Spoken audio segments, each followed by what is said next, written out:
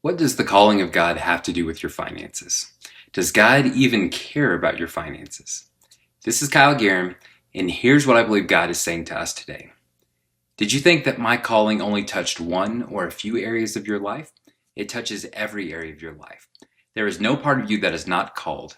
If I did not care about what you did with your finances, then I would not have addressed it so often in my word. You will be held responsible for how you use money. That does not just mean how you stewarded the money that came into your hands. It also means, did you believe for the fullness of what I had set apart for you? So many have left this world with their callings only partially completed because they would not believe for the finances to fulfill them. Look at the examples in the Word. Did God supply all of the finances for the tabernacle? Yes, they had more than enough. That's a lesson for us. We don't have to believe for just enough. We can believe for an overflowing supply. Philippians tells us that God will supply all of our needs according to his riches and glory. Did God supply for the temple? Absolutely. So how much more does he intend to supply the temples that his Spirit now lives in? That is a word for all of us. Ephesians 2:10 says, "For we are his workmanship, created in Christ Jesus for good works, which God prepared beforehand that we should walk in them." We were all created for good works. The question is, to what extent?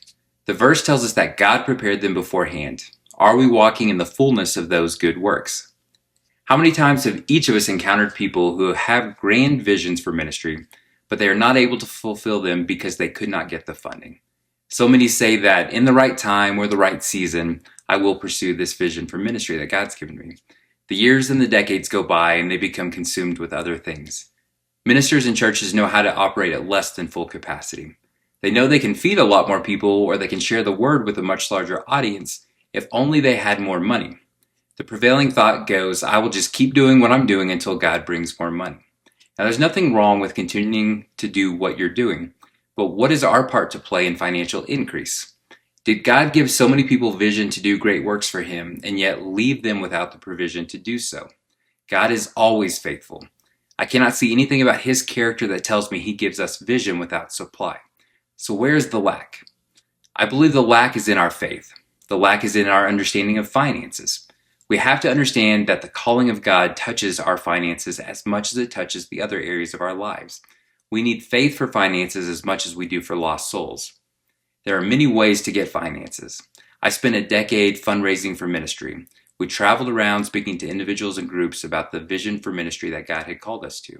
We would sit down in coffee shops and restaurants painting this vision and then informing them what was needed financially for the vision to become a reality. At the end of our meetings, we would ask each of them to prayerfully consider becoming a partner with us in this ministry. We had many precious brothers and sisters join us as partners and regular givers to the ministry God called us to. But that's only one way to raise money or to receive finances. Some have started businesses to fund ministries.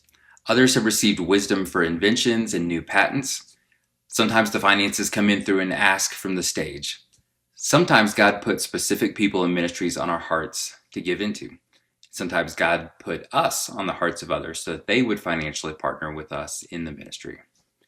This is only scratching the surface.